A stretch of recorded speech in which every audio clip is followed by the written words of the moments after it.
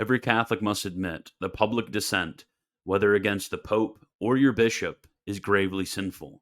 But since certain figures who will not be named Now they are in dissent, and this is totally uncharitable of them. have blown this out of proportion and called everything public dissent, it has caused a great deal of confusion amongst online Catholics. So there are many of you out there who don't think that public dissent is sinful. Well, you're wrong about that. But what you're also probably wrong about is what public dissent even means in the first place. So I have great news for you. You're probably denying something that you might not actually deny. And if I told you about what it really was, maybe you would accept it. So we all need to sit back, relax, and read the relevant documents to find out what is the nature of public dissent and why most cases probably aren't actually public dissent. I'm in the middle of a much longer video on this topic right now, where I'll be going into everything in a great amount of detail and be providing a lot of citations, talking about things like religious submission of intellect and will, public dissent, papal heresy, infallible safety, and everything in between. But I wanted to do a popular level video just talking about public dissent, because I think there's a great deal of corrective that can happen on both sides. On the one hand, the Popesplainers can realize that they shouldn't be going around accusing people of sin without due basis, which is itself the sin of rash judgment. And on the other hand, those who have a much greater degree of difficulty with the Francis Pontificate or with the Magisterium since the Second Vatican Council can have much greater guidance on how they should morally act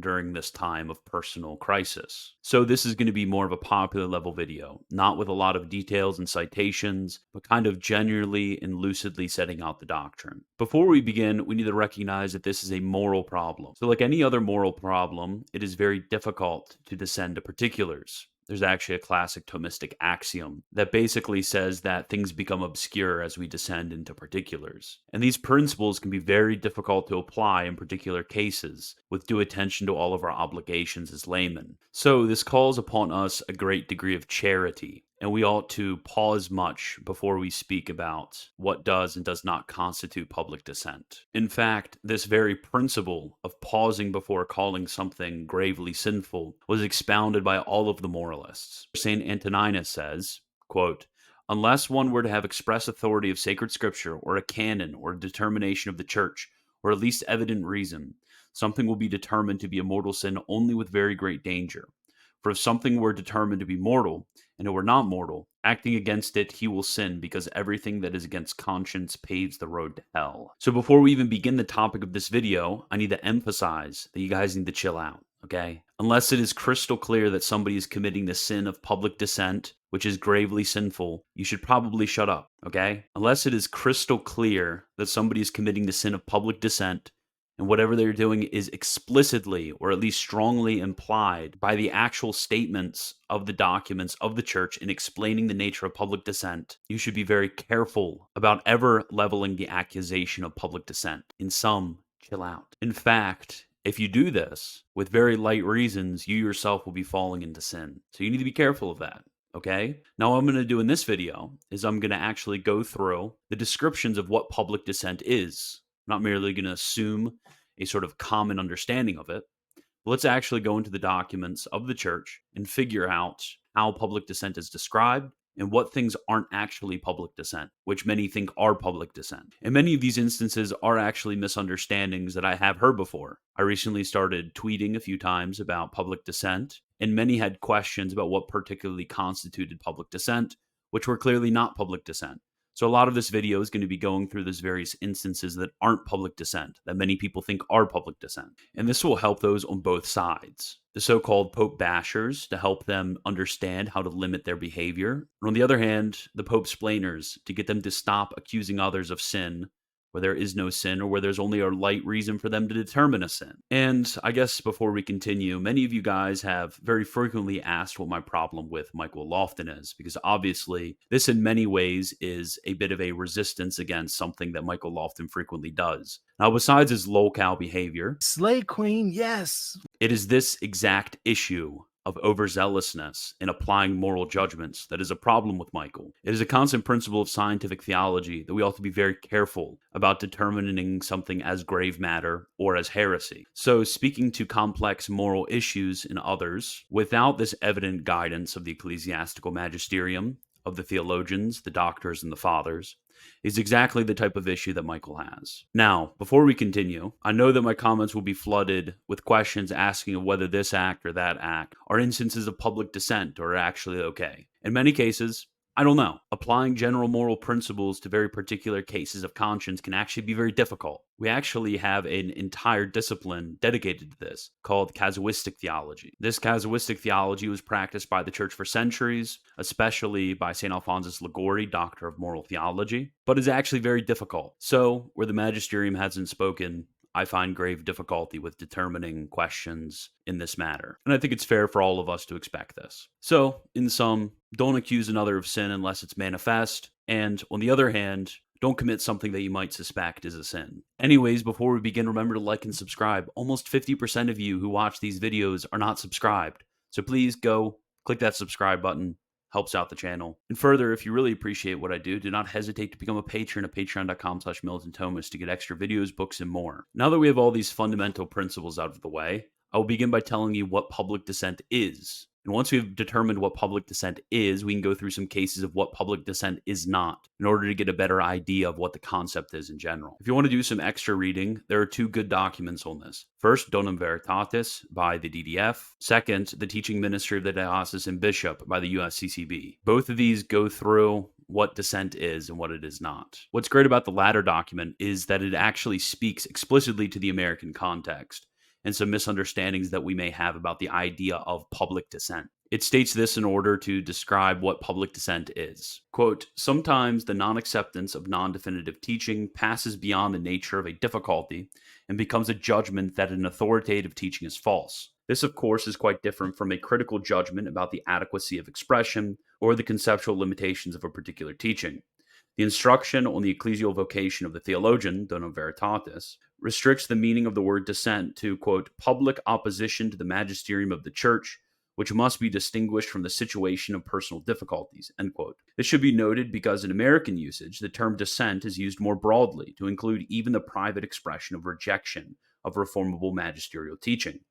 We understand public dissent in the same sense that the instruction uses the word dissent, namely public opposition to the magisterium of the church, end quote. The document goes on to give some applications of this definition by way of example. When, however, a judgment rejecting magisterial teaching is widely disseminated in the public forum, dissent in the proper sense is formulated by the instruction, such as may occur through popular religious journals or through books intended for mass distribution or through the press or electronic media, then a situation of public dissent is at hand.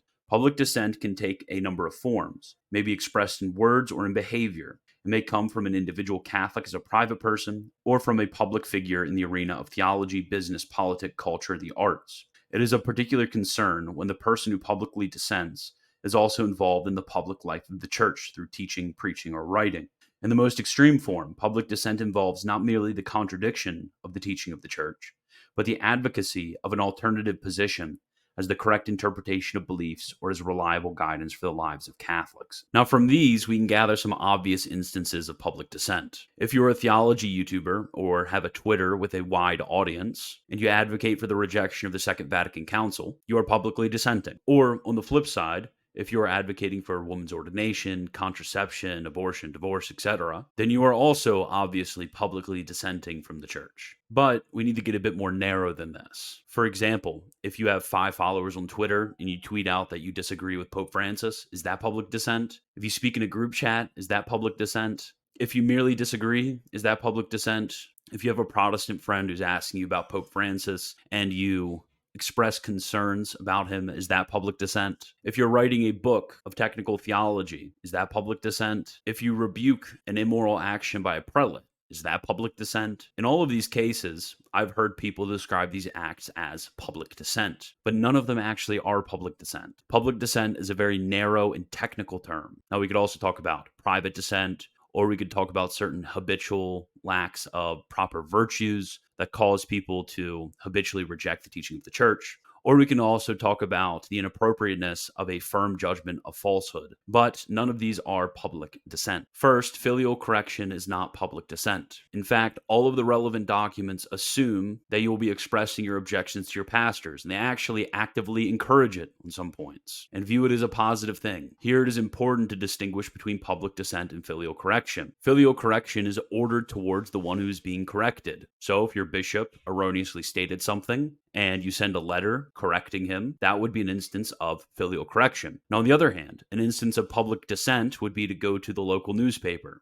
and have an article going against one of his teachings, turning to the mass media, turning to your social media account, and promulgating your disagreement with him. So the distinction between filial correction and public dissent is who you're ordering it to. And the idea that public dissent must be ordered to the public, to the generality of the Catholic faithful, gives us a few more important applications. If the act is not ordered to the public in order to have them judge that magisterial teaching is false, then it's not public dissent. This actually leads us to our second example. Theologians writing technical works of theology among themselves is not public dissent.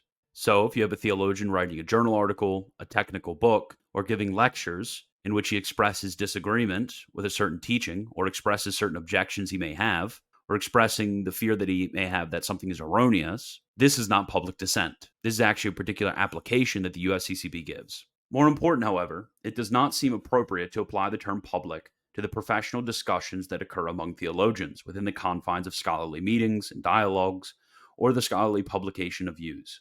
Such forums for the exchange of views among theologians are invaluable for the refinement of positions that come through peer critique of evidence, methodology, and scholarship. They serve the advancement of truth itself, even if the views expressed in such forums are critical of or in disagreement with the ordinary non-definitive teaching of the magisterium. The magisterium itself may benefit from an understanding of objections to its teaching, and from the refinement and development of authoritative teaching that may result from such scholarly exchanges. These considerations presume that theologians and scholars are willing to take the necessary steps to overcome their difficulties, and abide by an authoritative intervention on the part of the magisterium should it consider one necessary. This leads us to the important distinction between popular level and technical works. Let's say we have a scholar who writes a journal article outlining his objections to Pope Francis's teaching on the death penalty.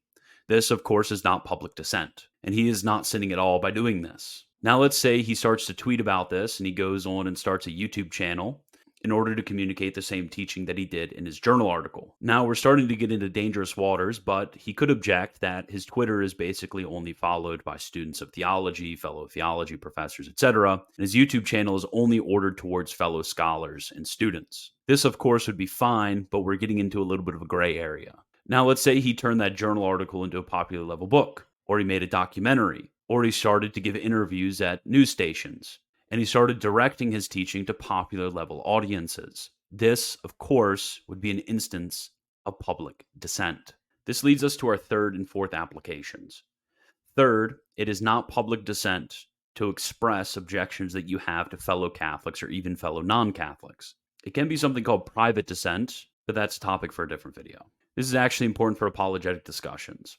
Let's say that a friend comes up to you and starts expressing differences that he has with Pope Francis in his non-definitive teaching. It is perfectly appropriate for you to explain to them the nature of religious submission.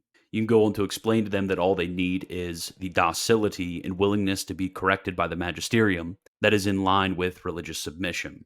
You can even explain to them that you have some of these difficulties and it does not stop you from being Catholic. Fourth, and the application of this is obvious, personally having difficulties or even well-founded objections that you keep interiorly and don't mention others is obviously not public dissent. The fifth and sixth applications are going to be a bit controversial. Fifth, it is not public dissent to publicly rebuke a prelate. Before the Second Vatican Council, theologians were very clear that the respectful silence due to non-definitive teachings could not be revoked. Yet, there were some theologians who advocated for the possibility of a private or even public rebuke of the Pope or of any other prelate. But aren't these two things contradictory?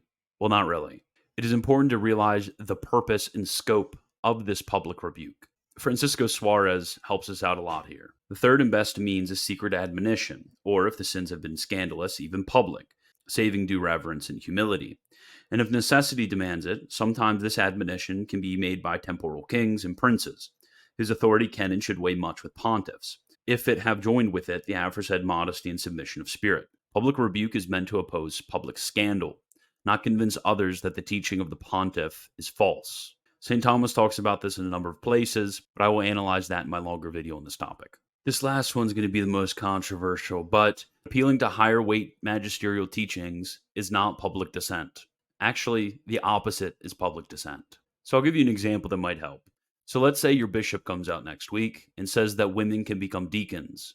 Now, obviously, the Roman pontiff has said the opposite on a number of occasions. For a little girl growing up Catholic today, will she ever have the opportunity to be a deacon and participate as a clergy member in the church? No. So you owe religious submission of intellect and will to both your bishop and the pope, and public dissent from both the bishop and the pope is sinful. So how do we get around this problem? Because obviously we cannot assent or teach both at the same time. Therefore, obviously part of religious submission is withholding assent and not teaching the lower grade teaching. That is, in this case, the teaching of your bishop. And subsequently, appealing to the higher grade teaching. That is, the teaching of the pope. Now, let's say you're a little gay, and you think that women can become deacons. So you decide to appeal to your bishop in order to support your proposition that women can become deacons. This actually would be a case of public dissent, appealing to a lower grade authority over a higher grade magisterial authority. Now, this is the difficult part, which I'll probably get raked over the coals for, but this also applies to papal teaching. And I will give one, you heard me, only one recent example, okay? Pope Francis has stated that certain acts between men, let the listener understand, are not crimes, but only sins. Now, if I were to publicly, as I am now, state that this is against a higher weight teaching, namely the magisterium of St. Leo IX in Ad Splendidum, I would not be publicly dissenting from the magisterium. In fact, if I were to hold and teach Pope Francis's opinion, I would be publicly dissenting from the magisterium. Now, all that being said, appealing to a higher weight teaching over another teaching can very frequently and is often done in a sinful way. It's just not the sin of public dissent. It's a different sin. It can be imprudence, it can be rash judgment, it can be scandal, it can be many sins, but it's not the sin of public dissent, okay? So just be mindful.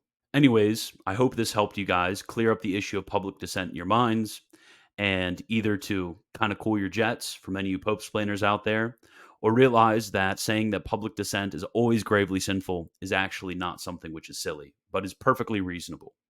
Anyways, God bless.